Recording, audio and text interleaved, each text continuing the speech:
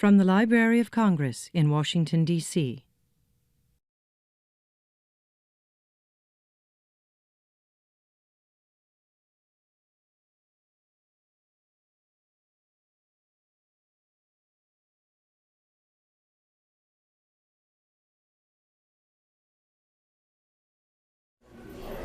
Well, good afternoon.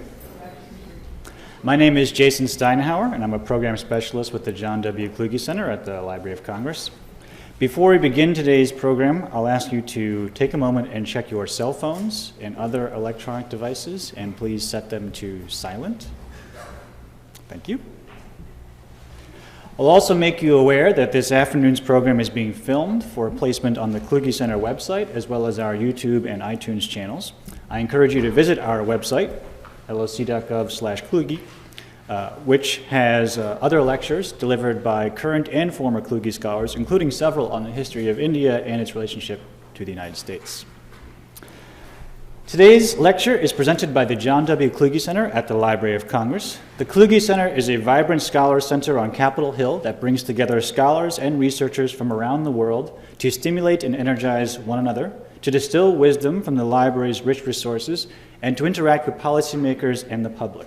The center offers opportunities for senior scholars and postdoctoral fellows, as well as doctoral candidates, to do research in the Library of Congress collections.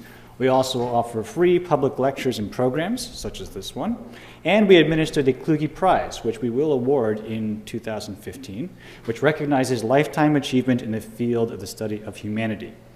For more information about the Kluge Center, I encourage you to visit our website. I also encourage you to sign up for our RSS email list here in the front to learn about future programs and opportunities for you to conduct your own research.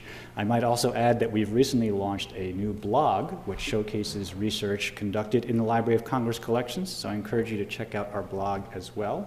It's blogs.loc.gov/Kluge, and the blog is called Insights.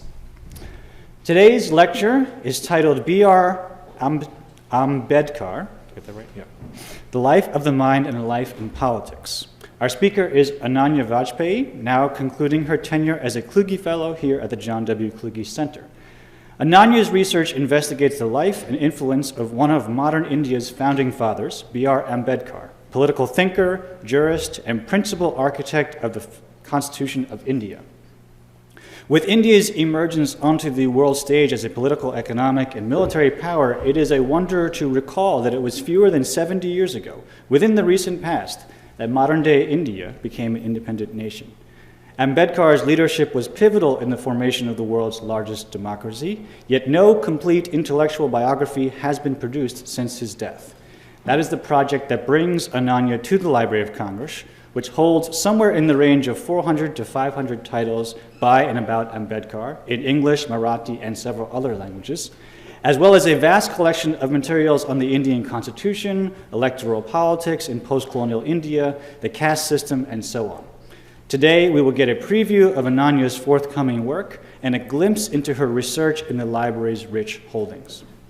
Ananya Vajpayee is a fast-rising scholar who works at the intersection of intellectual history, political theory, and critical philology. She was educated at the Jawaharlal Nehru University, at the University of Oxford as a Rhodes Scholar, and earned her PhD at the University of Chicago. She is taught at the School of International and Public Affairs at Columbia University, at the University of Massachusetts, Boston, and at the University of Venice, Italy. She is based at the Center for the Study of Developing Societies in New Delhi and is also a Global Ethics Fellow with the Carnegie Council for Ethics in International Affairs. She has been a Senior Fellow with the American Institute of Indian Studies and a Kluge Fellow here at the John W. Kluge Center of the Library of Congress. Her first book, Righteous Republic, The Political Foundations of Modern India, was named a Book of the Year 2012 by The Guardian and The New Republic, and received the prestigious Thomas J. Wilson Memorial Prize from Harvard University Press, among many accolades. Her second book, The Biography and Intellectual History of Ambedkar, is the project that brings her here to the library. So please join me in welcoming Ananya Vajpayee.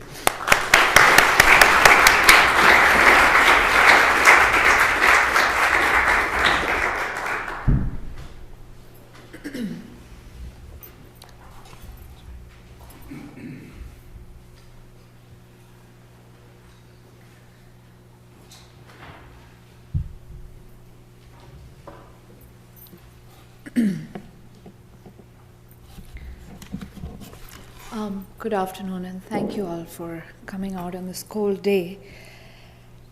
Dr. Bhimrao Ambedkar, the subject of my next book, is one of those figures in the history of modern India about whom many people know a little bit and very few understand anything much. Most educated Indians could tell you that he was a leader of the so-called low caste and outcast communities, called Dalits, formerly known by the odious and now unconstitutional term untouchables. He played a prominent role in the making of India's liberal constitution of 1950 as a member of the Constituent Assembly and the chairman of the drafting committee. Fewer Indians might also be aware that Ambedkar founded a sect of Protestant Buddhism called the Navayana, literally the new way or the new vehicle. In recent years, other highlights of his life, which spanned the years from 1891 to 1956, are slowly becoming common knowledge. That he was very highly educated, with graduate degrees from Columbia University and the London School of Economics, that he was a scholar as much as a politician, and wrote several learned books, that he was a younger contemporary of Gandhi, and that the two did not see eye to eye. The phrases founding father in the American sense and maker of modern India have become popular in the last 5 to 7 years, signaling, without really substantively deepening, our casual perception of his historic role. Those who follow him as Dalits, as neo-Buddhists, as political activists, the faithful, if you will, in whatever be the reason for their adherence to his persona or his ideas, refer to Ambedkar as Baba Sahib, an address used with as much respect and affection as Mahatma or Bapu for Mohandas Gandhi. Not everyone knows much about Ambedkar, but many who do know him or of him believe in him passionately and speak of him with the kind of fervor normally reserved for religious figures, prophets, saints, those who uttered revelations, and those who brought deliverance.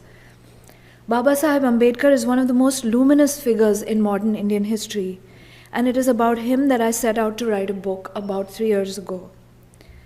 Of course, I'm only just beginning. My talk today is titled The Life of the Mind and a Life in Politics.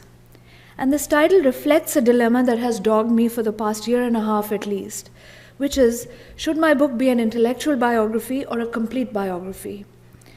I have vacillated between these two options and as a result made very little progress on either one.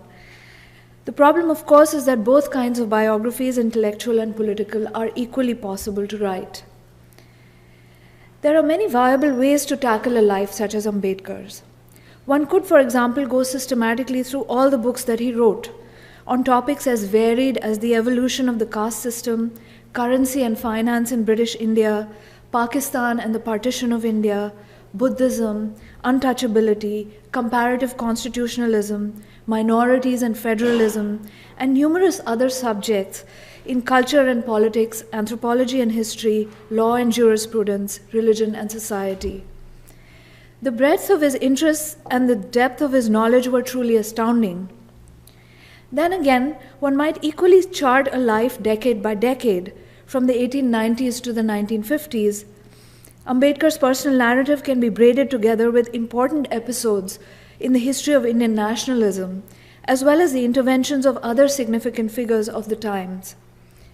Events in which he intersects with India's political history during this momentous period could easily be made to act as the vertebrae in the spine of my account.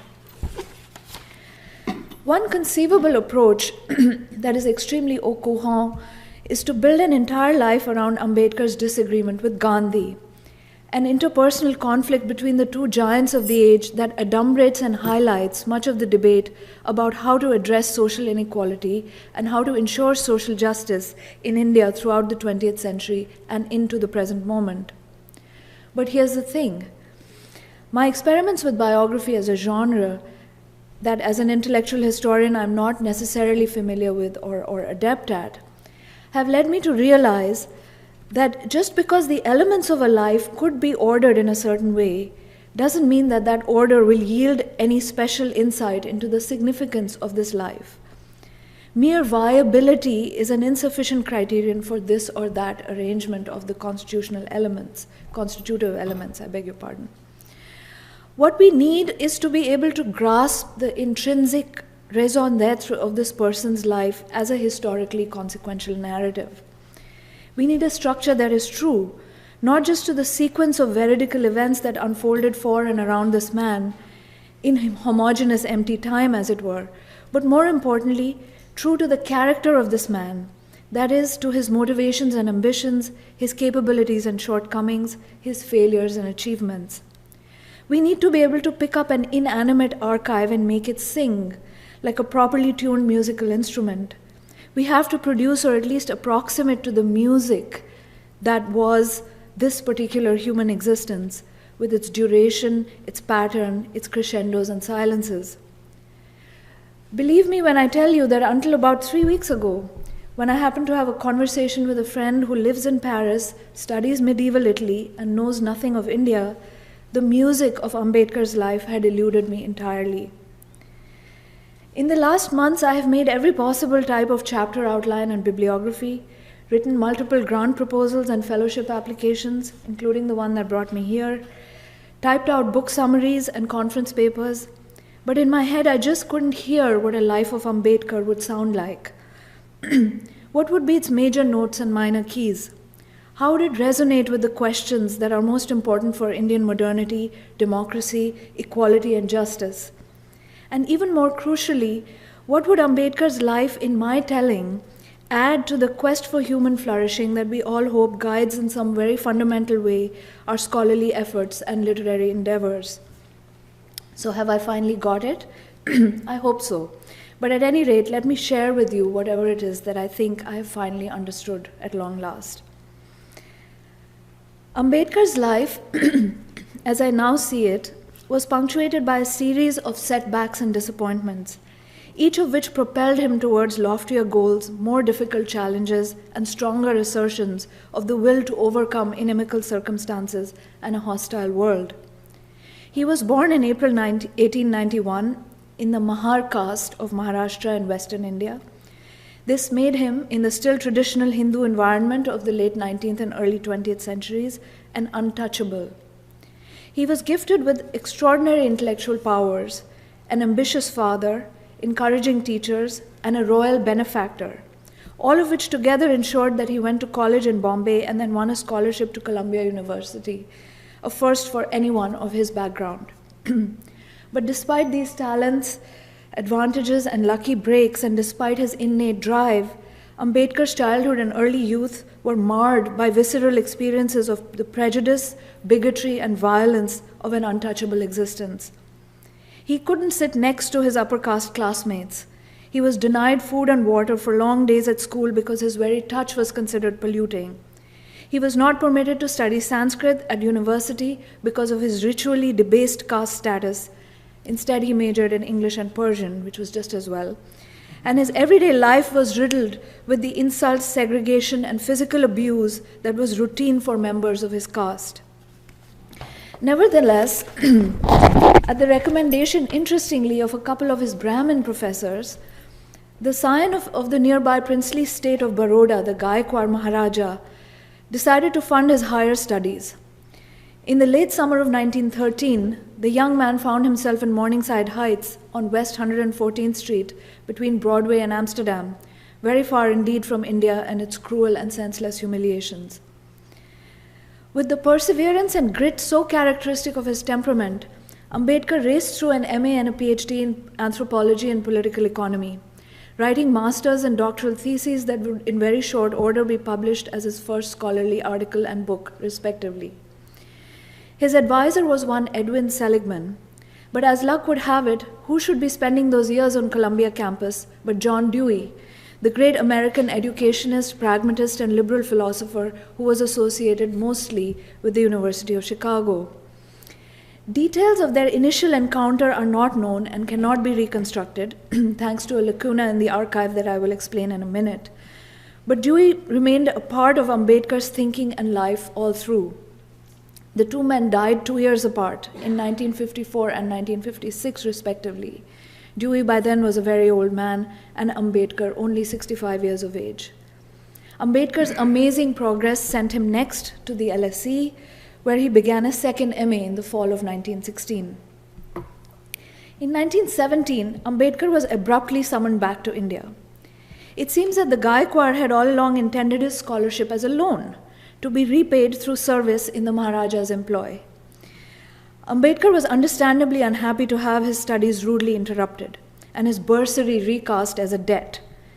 He booked his luggage on a separate ship than the one that he was on from London back to Bombay, and as it happened, that other vessel was torpedoed by a German submarine, taking with it his entire painstakingly built library, all his notes, papers, and writings, and even his doctoral thesis at Columbia that he then had to rewrite for his final award of the degree. So this is why we don't know much about his years in New York, except from whatever little he may have said about them later on in his life. He was rudely reminded of a dependent family back at home. His father had died, and he had a young wife and child. I should mention that Ambedkar had been married off, as was customary in those days, at the young age of 17 to a girl of 9, about 11 years prior to this return home. Things only got worse, though, when he arrived in Gujarat to serve as the Maharaja's military secretary. No one would rent him a room or a house. No one wanted to share office space with him. Once more, he got no water to drink, nor tea, nor lunch with his colleagues, nor dinner with his landlord, who only admitted him to his boarding house under a false identity as a Parsi gentleman. He couldn't even get a lamp at night to be able to read in his room after the workday. For all his qualifications as the most educated individual in the whole Principality of Baroda, he was right back where he had started, and untouchable. The story is that one day he was discovered and thrown out of his hostel and spent the night in a municipal park under a tree, burning with humiliation very much like the young Gandhi 30 years earlier, who had been offloaded from a train at Pietermaritzburg station in Natal, South Africa, on a winter's night in June 1893 for being a black man, even if a qualified lawyer and the owner of a first-class ticket. Gandhi had faced the white colonial master's racism. Ambedkar was insulted by his fellow Indians, his fellow Hindus. Neither man ever forgot the lesson that he learned on that fateful night, and both these experiences proved to be life-changing in each case. Angry and frustrated, Ambedkar quit his job and went back to Bombay to rejoin his family. Fortunately, he was appointed a professor of political economy at Sydenham College, and in 3 or 4 years he had saved enough money to go back to London to resume his studies. Between 1920 and 23, he earned a second MA and a second PhD at the LSE, as well as a law degree from Gray's Inn in London. He even spent a few months at the University of Bonn in Germany, working towards a PhD in Indology, the very same subject that he had been disallowed from studying as an undergraduate 15 years earlier because Sanskrit was supposedly off limits to persons of low caste.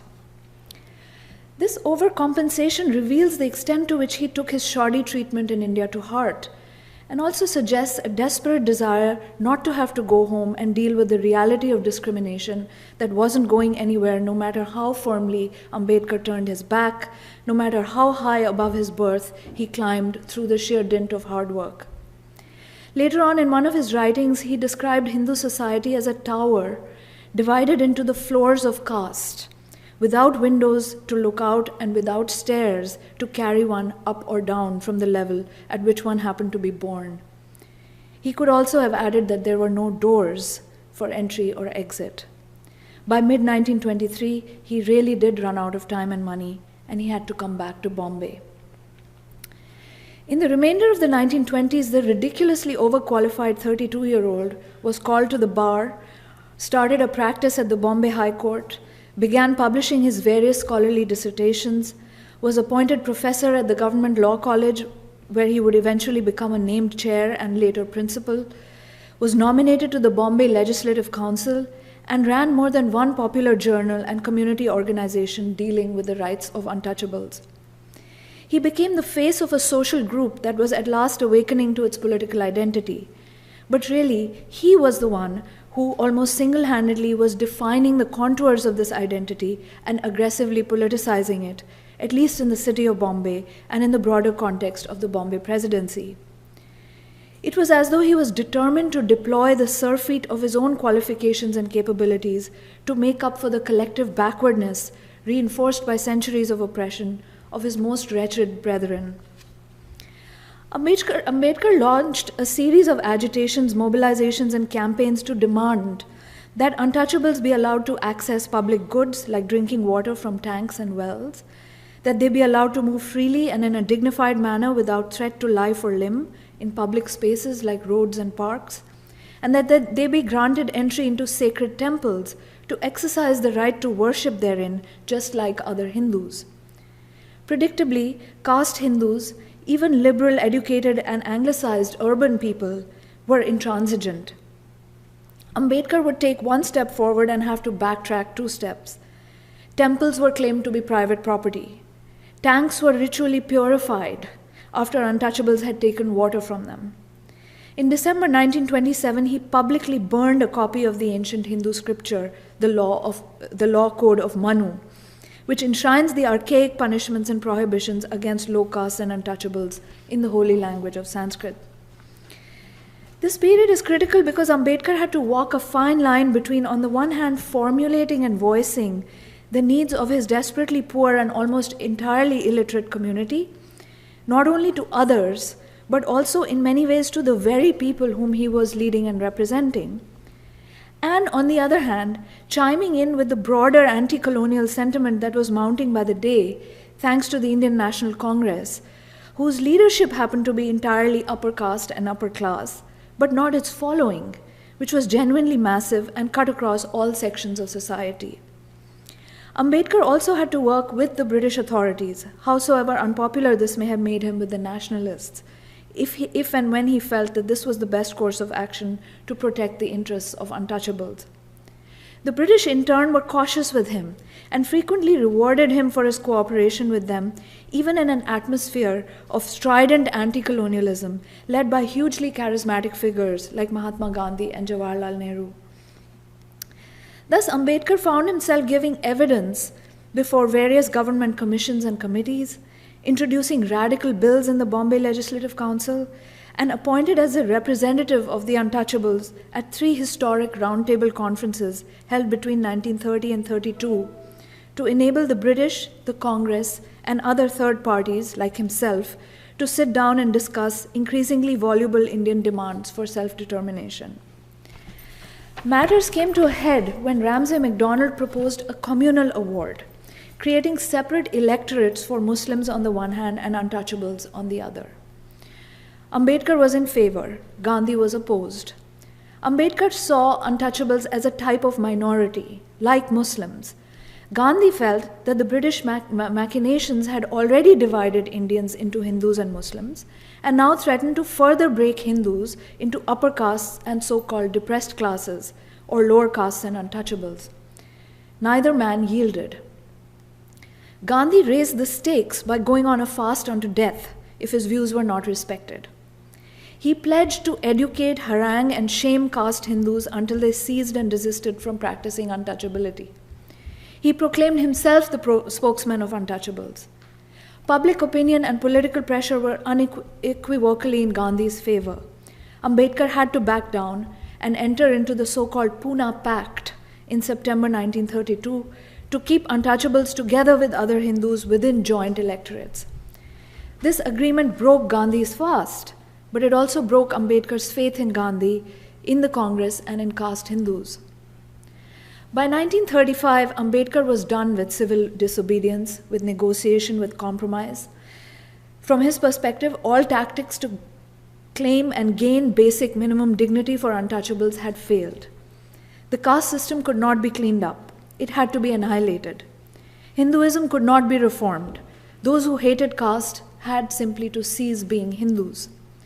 In October 1935, at a small place called Yola, outside the city of Nasik in northern Maharashtra that I went to visit last year, Ambedkar declared at a public meeting that he might have been born a Hindu, but he would not die one. He did not himself fully know at that time exactly what this statement implied or entailed, what it was that he would or he could do concretely to redeem his vow, but he put it out there and he never looked back. In my view, recently developed, Ambedkar's life has two phases. The initial phase climaxes at the Yola speech in October 1935. The final phase climaxes at another speech made in Nagpur in central India in October 1956. On the latter occasion, Ambedkar converted to Buddhism, redeeming his promise not to die as a Hindu. He did in fact die hardly 6 weeks later on December 6, 1956. The second phase of Ambedkar's life, which lasted 21 years, saw him rise steadily in public prominence and political power. Having made it clear that he had been arm-twisted into the Pune Pact, he openly parted ways with Mahatma Gandhi. This seemed to give him the confidence to strike out on a completely different path towards dignity and freedom, at least for untouchables, than the one being pursued by Congress nationalists under Gandhi's leadership. In 1936, Ambedkar launched the Independent Labour Party, and in 1937 his party contested and won 17 seats in the first provincial elections held after the Government of India Act of 1935, which gave to India partial political autonomy as a giant step towards complete independence from British rule. Throughout the late 1930s, he was active in the labor union politics of Bombay's textile mill workers, making the obvious connection between the rights of workers and those of the depressed classes. Ambedkar was practically the only one in all of modern India's political history to think seriously about solidarities of caste and class. On the whole, India's left parties, from the colonial era into post-colonial times, have failed quite miserably in this regard. Throughout this period, Ambedkar wrote, traveled, lectured, and published like a fiend. In 1937, he was elected to the Bombay Legislative Assembly, and in 1942, he was appointed Labour member on the Viceroy's Executive Council. That same year, he also founded the All India Scheduled Castes Federation, which was modeled on the American NAACP, the National Association for the Advancement of Colored People. In 1946, he was elected as a member of the Constituent Assembly, and in April 1947, Article 17 of the draft Constitution abolished untouchability. In mid-August of 1947, India was decolonized, leading to the creation of the new independent nation-states of India and Pakistan via the largest episode of bloodshed and displacement in human history in what was technically not a war, namely the partition of British India. Barely a few days after independence, in late August 1947, Ambedkar was made the chairman of the drafting committee of the Constituent Assembly. Mahatma Gandhi was assassinated in January 1948. In November of 1949, Ambedkar made 3 historic speeches to the Constituent Assembly, announcing the completion of work on the Constitution and talking about how the new nation might move forward into its post-colonial future. On January 26, 1950, India's Constitution was promulgated.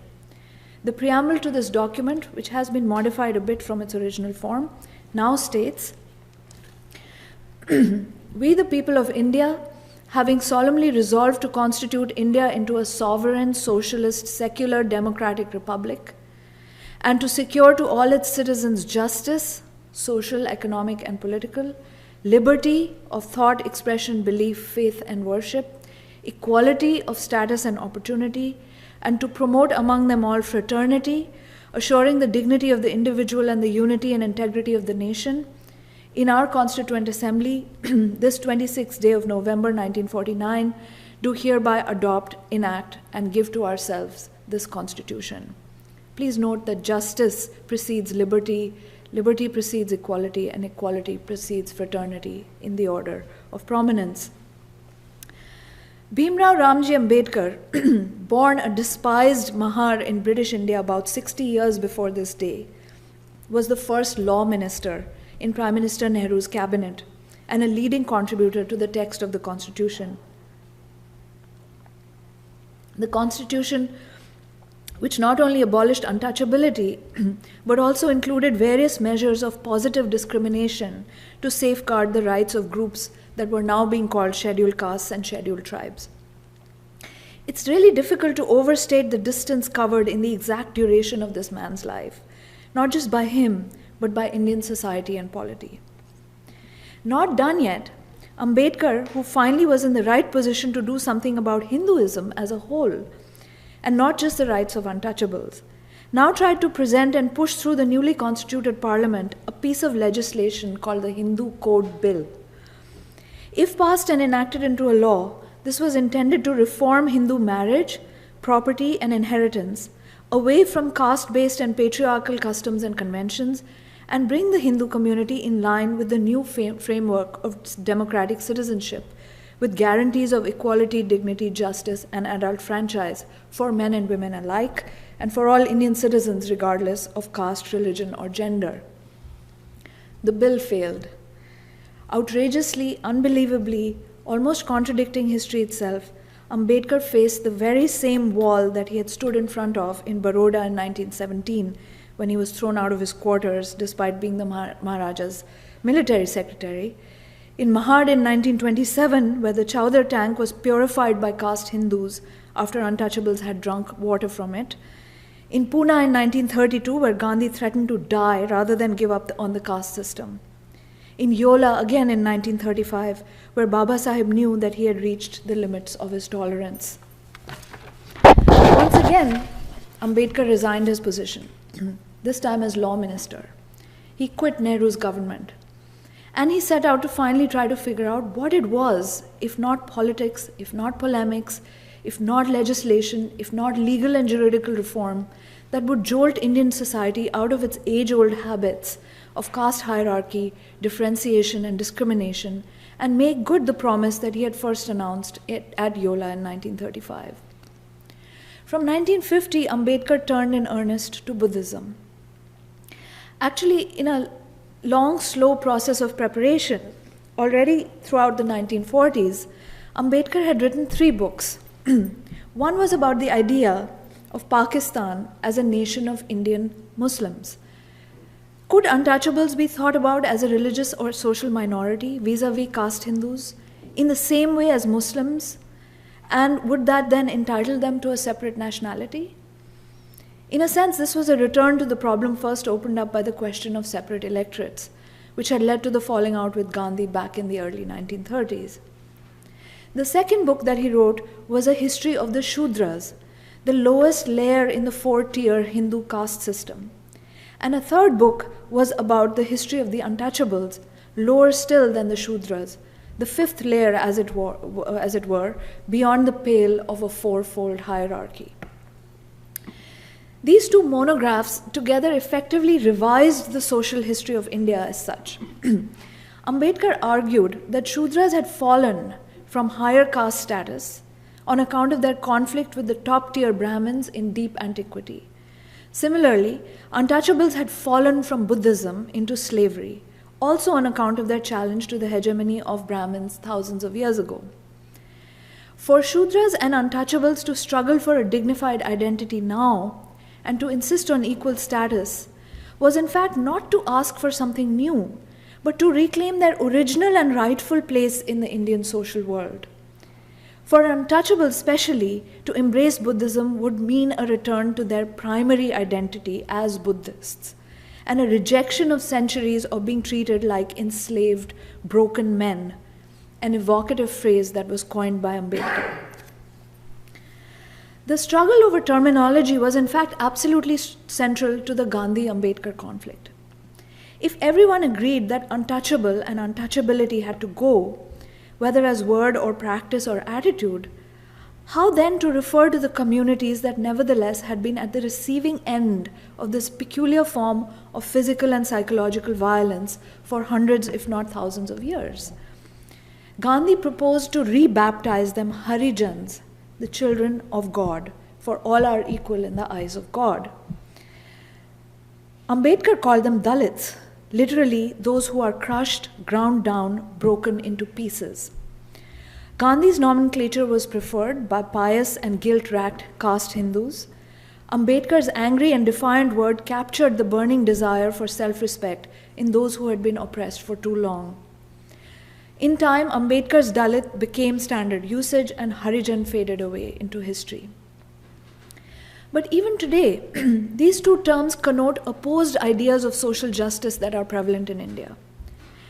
Two kinds of caste Hindus are either in denial about or very defensive about continuing forms of caste prejudice. One is religious Hindus, who think that their religion is essentially benign and oriented towards the ultimate liberation from this world and its attachments. For them, being Hindu means having your sights set on transcending the materiality of everyday life and its matrices of power, and not dominating or defeating your fellow human beings. Another kind of Hindu is liberal, secular, and egalitarian, and has an equally blind faith in the Constitution of India and in the elaborate structures of affirmative action that are hardwired into the post-colonial state and electoral democracy in India. And mind you, India is the world's largest democracy, thanks, of course, in great measure to Ambedkar himself. Neither type of upper caste subject quite understands the residual rage that characterizes the Dalit political stance. But the truth is that inequality, or worse, even untouchability, did not simply melt away in 1947 at the achievement of independence or in 1950 by constitutional fiat. Just this past week, Indian newspapers have been abuzz with the results of a new survey by the National Center for Applied Economic Research, the NCAER, that show unequivocally that Indians still practice untouchability. What does this mean? In one sense, we can't use this word, but in another sense, the practice is rampant. This means that most people will not marry outside their caste, or will disapprove of their children marrying outside caste. Caste still structures and determines social interactions, besides all kinds of indicators and predictors of poverty, nutrition, education levels, employment, longevity, quality of life, you name it. Some professions are still unclean and associated with Dalit communities exclusively. Some indices of power and privilege remain as out of bounds for Dalits today as they were 80 or 90 years ago for the double doctorate lawyer B.R. Ambedkar. Middle-class people will hire Dalits to clean their bathrooms, but never allow them to handle food in their kitchen. Nor will masters and servants ever think to eat together. When asked, of course, they will cite hygiene and never caste as the reason. I do hope that those of you who are Americans are thinking all the time about how racism, covert and overt, persists in this country without my having to spell out obvious parallels between race and caste. Anyway, Ambedkar in his wisdom somehow understood that caste was not going away. So after exhausting all the options, he turned at last in the 1950s to the idea of religious conversion. For Dalits, and specifically conversion to Buddhism as the religion that they ought to consider next. He thought through Sikhism, Christianity, and Islam as well, and rejected them all for reasons that I don't have time to develop here today, though I have discussed them at length in my first book, Righteous Republic, The Political Foundations of Modern India. Ambedkar began traveling around India, South Asia, Southeast Asia, visiting monasteries and speaking with monks and scholars of the various orders of Buddhism still extant. 2,500 years ago, in the Gangetic floodplain and on the foothills of the Himalaya, Siddhartha Gautama the Buddha revolted against Hindu orthodoxy and showed a different path towards equality, compassion, and liberation. His was the first revolution, as Ambedkar called it, against the caste system, and the time had come to recapture that legacy and that potentiality once more. Since it was the original Buddhists who had over time been reduced to untouchables, modern-day Dalits had to take back the true history of protest and radical egalitarianism that was theirs all along to claim and reclaim. To this end, Ambedkar wrote a book. He called it the Buddhist Bible, titled The Buddha and His Dhamma. Ambedkar carefully studied the Buddhist canon, available in a mixture of Indian, Chinese, and Sri Lankan traditions for the most part, and even taught himself how to read Pali, an ancient Buddhist language that was a sister to the Brahmin Sanskrit, so as to be able to draw on the textual resources that he needed. Eventually, he wrote a Pali dictionary, a Pali English dictionary. But as should be clear to you by now, Ambedkar was no ordinary reader or exegete. He didn't just absorb the Buddhist teachings and arguments. In fact, he turned them upside down. So, for starters, he rejected the Four Noble Truths. He took the centerpiece of the entire architecture of Buddhist thought, the category of dukkha or suffering, delinked it from the individual's fate or deeds, debunked the notion that we suffer because of our karma, which makes suffering somehow our own fault, something we bring upon ourselves, and reinterpreted it to mean social suffering, the generalized immiseration attendant upon any social order that is premised on social inequality. In other words, the root of India's suffering is caste, and the end of suffering, which is the goal of Buddhist practice, is the new order that arises after the annihilation of caste. Enlightenment, in Ambedkar's view, is not an individual's nirvana, not even of a charismatic individual like the Buddha or like Baba Sahib himself, perhaps, but the building of an enlightened society that is founded on liberty, equality, fraternity, but also compassion, goodwill, and justice. You can tell how Ambedkar married ancient Buddhist meanings of spiritual enlightenment with modern European meanings of political enlightenment. If this weren't revisionary enough, he claimed a parity between the monastic order and lay persons. In other words, he debunked the primacy of the Sangha or the monastic community and opened the doors to all those seeking to enter into the Buddhist fold to live as full and equal members of an egalitarian social body. Ambedkar was sick with diabetes, heart disease, and nervous exhaustion by 1956, the last year of his life. Nevertheless, he stayed up nights and he raced to complete his manuscript, which was only published posthumously in 1957. On October 14 and 15, 1956, in a place called Nagpur, which is ironically otherwise the headquarters of the RSS, the parent organization of India's Hindu right, Ambedkar conducted a spectacular public ritual of a kind that has never been seen in the entire recorded history of Buddhism.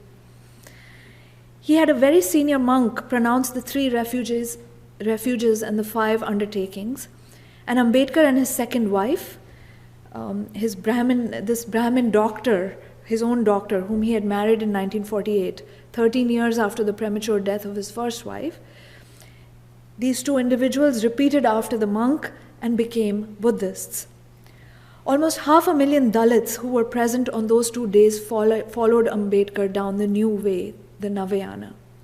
Significantly, and again, in a radical departure from tradition, Ambedkar himself devised 22 additional vows, most of which spelled out how converts would reject and eschew Hindu and especially caste-based practices as part of their new faith, or their very old faith now recovered from the oblivion of history.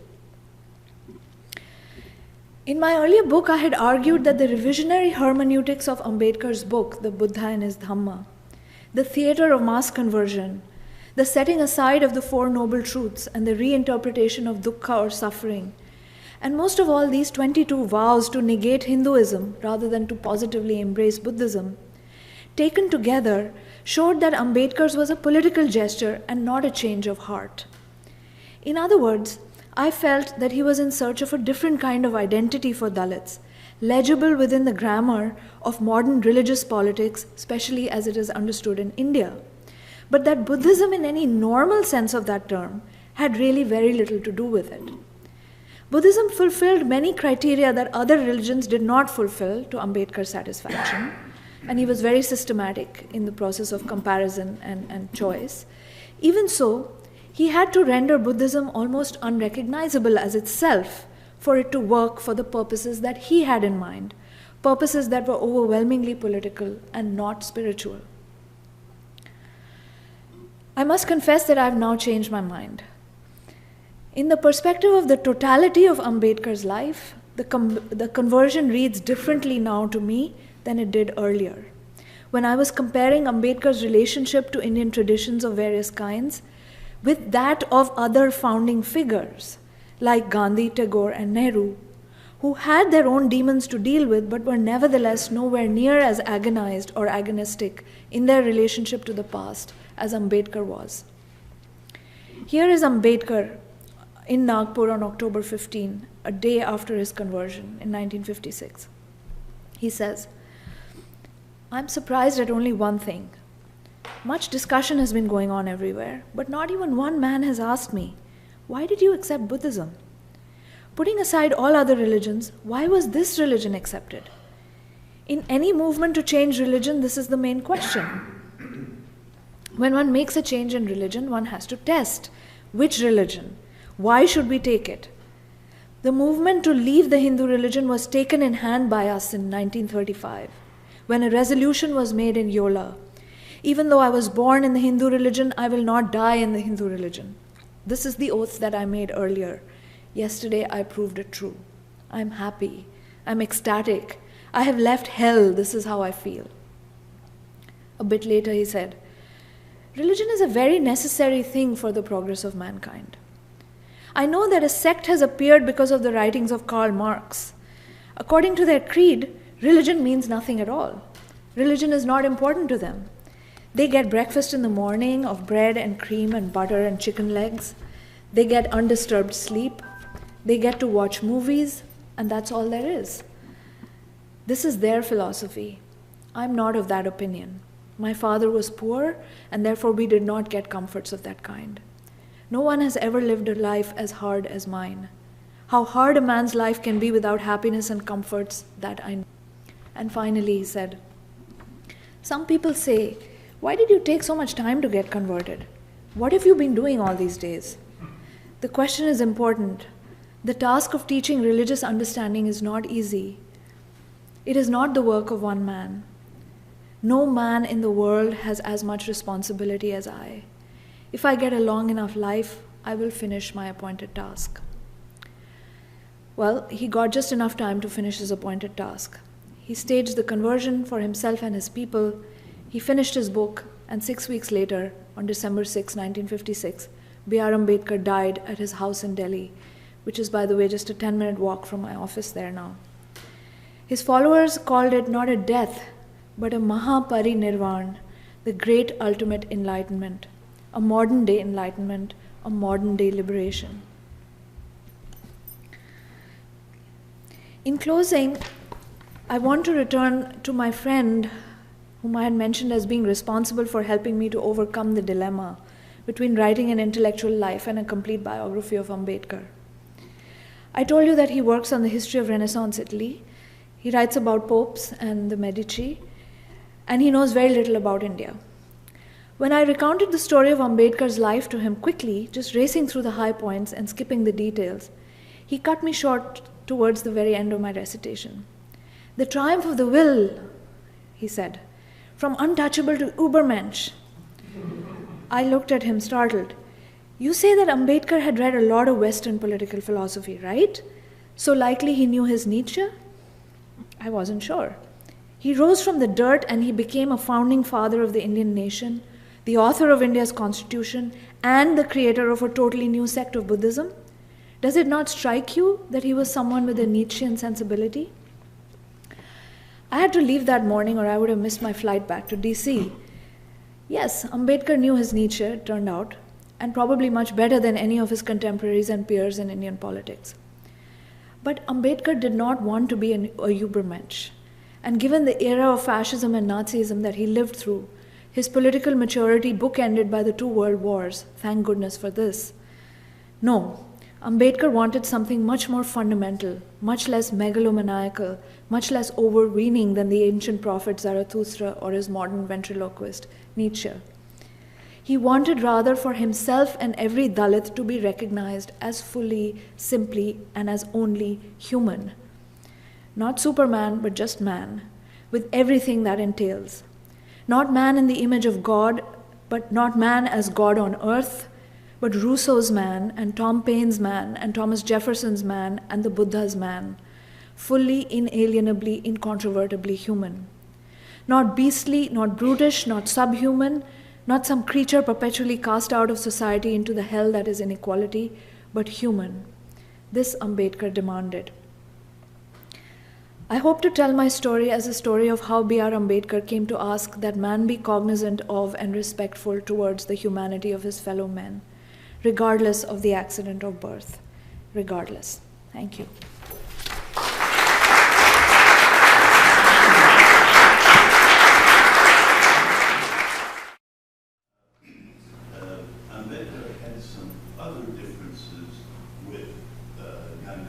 besides the issue of caste, in the sense that at least there's a great deal of discussion of his rejection of the village and tradition and, if you will, embrace of the modern economy. How does that fit, or is that, if you will, a sub-element of the music of his life? It's undoubtedly a theme that I would develop in a full-fledged book. And Ambedkar,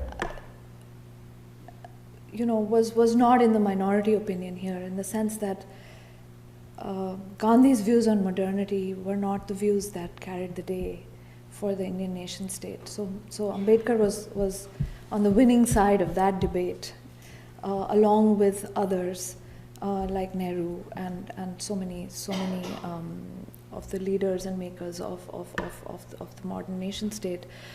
But yes, and I've written about this actually extensively already. The kind of space that the village signified for Gandhi and for Ambedkar. I mean, they had opposite views on what the village meant. For Gandhi, it was the site of authenticity, an organic community, and essentially of Indian civilization as a kind of bulwark against Western modernity. But for Ambedkar, the village was a hellhole. It was the nursery of caste. The village was where the untouchable was never allowed to live, because he was always segregated to parts out to the wilderness outside the village. And that becomes a very important trope in the kind of, building narrative of their disagreement over the years. I would definitely write about that, but I didn't necessarily have time to talk about it today. Please. You mentioned that there's versions of Buddhism make Buddhism unrecognizable. Yeah. Does that have anything to do with the distinction between Theravada and Mahayana Buddhism, or did he come up with an entirely different? He came up with a very different sect. It resembles none of the existing major schools of Buddhism, and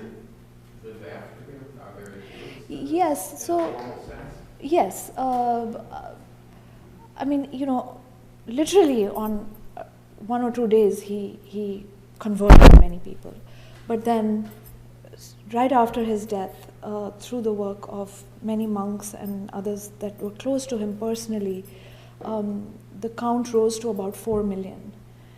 But sadly, I mean, it plateaued off. It stabilized at around that, and the numbers have not necessarily over the years continued to grow. And there are many reasons for this, which I've also argued at great length in my earlier book, including certain distortions of how Buddhists are counted within the census and within the constitution, and how it impacts access to affirmative action, so that it may in fact be more beneficial to remain a scheduled caste than to become a Buddhist and forego certain kinds of positive discrimination. But Ambedkarite Buddhism is quite distinct doctrinally from other major schools of Buddhism which exist in India or in Sri Lanka, or Tibetan Buddhism, Burmese Buddhism, Thai, and so on. Was he ever seriously interested in Christianity? Yes, he was seriously interested in Christianity. He was very close friends with a bishop. For many years, he had a monthly dinner date with this bishop in Bombay. And the Christians and the Muslims were very interested in having him come to them. But ultimately, he rejected Christianity because he felt that it would be a politically inappropriate choice in a country that was trying to decolonize and get rid of its white masters and its legacy of European and Christian missionaries. In other words, as a religion, it may offer some advantages, but historically it came bundled together with colonialism, and he had to set it aside ultimately. His most, actually this is something I really wanted to talk about, but I just didn't have time. His most interesting departure from Buddhism, apart from rejecting the Four Noble Truths, was that he did not buy the story of the shock, the disillusionment, and the great going forth of Siddhartha. In other words, the story of the three sights when Siddhartha, as a 29-year-old prince, for the first time sees an aging man, a sick man, and a corpse, and leaves his kingdom and his family and his prospects and his palace, and simply goes out into the unknown to try and find a different truth. Ambedkar found this to be unconvincing, and he said, how could he live to be 29 and not know what death is? Or how could this encounter with mortality result in, what was ultimately a movement for social reform? So he had a very pragmatic understanding of what might have motivated the Buddha.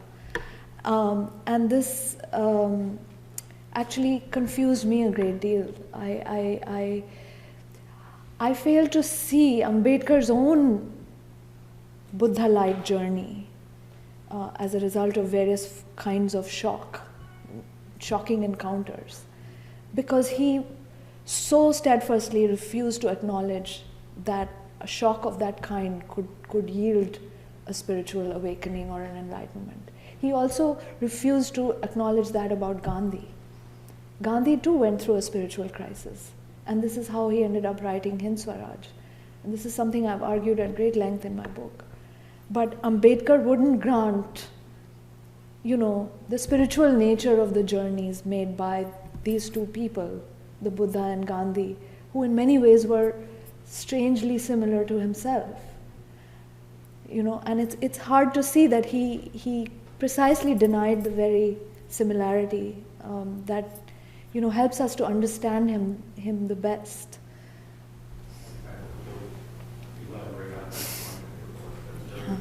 I'm sorry, there were other questions, but So I'm just interested in this event in August 1956. October. Of the 500,000 people who were there. Yeah. Were they mainly Maharashtrian Dalits? Question A. And secondly, would you see that as the beginning of the Dalit political movement? Really, what really started the spearhead of Dalit political movement? I know there's a lot of anti-civil to do that, but was that the point at which one can start tracing the movement's sort of forging ahead? Yes and no. Yes, they were mostly Mahars. They were mostly Maharashtrians. They were mostly Dalits. Although other kinds of people must also have been present in such a large gathering. But we had a long history of Phule's movement in Maharashtra already in the 19th century. We had the entire non-Brahmin movement in southern India, with which Ambedkar had some intersections and from which he had some learnings. And because people were not really converting very actively to Ambedkarite Buddhism for a long period, through the 60s, 70s, and 80s, and Ambedkar was in a sense in cold storage till a kind of revival began in the 90s. It's hard to say that this was somehow the birth of the Dalit movement. The Dalit Panthers came into existence in the late 60s, early 70s. Ambedkar also launched something called the Republican Party of India, which again had no activity for a long time.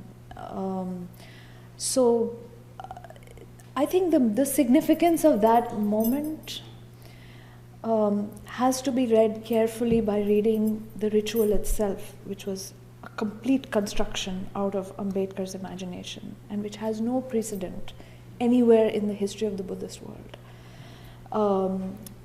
And we have to read it, semiotically for what it is meant to signify.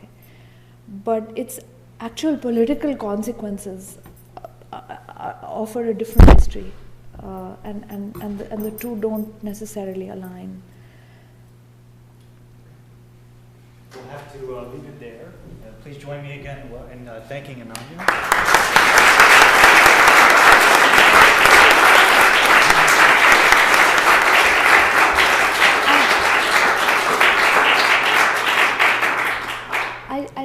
to take this opportunity actually to thank the Kluge Center and my colleagues and everybody who works at the Kluge Center, because you know, there are so many, I can't even begin to list, but there are so many ways in which I was not thinking about this project before I came here. So many connections that were triggered off by materials that are American or that are peculiar to this library and to other individuals who work here and with whom one has conversations. And it's really been an enriching and very, very unique sort of a research experience to try to do this work in this environment. And I'm very, very grateful, not only that I had the opportunity to come here, but that I was able to adjust my time in a way that worked for me, even if it caused inconvenience to the center itself. So thank you so much for making this possible.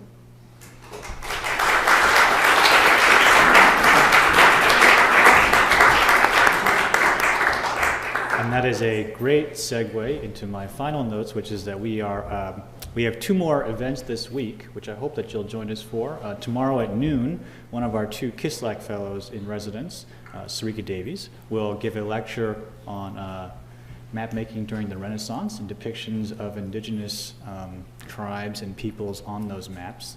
And then the following day, our Jameson fellow from this past year, Kevin Kim, will return to the Library of Congress to give a lecture on Cold War America, and specifically Henry Wallace and Herbert Hoover's role in Cold War America. So I hope you'll join us for both those events. Information is on our website, and you can also sign up for our email list to learn more. So thanks again, and have a good rest of the evening. This has been a presentation of the Library of Congress. Visit us at loc.gov.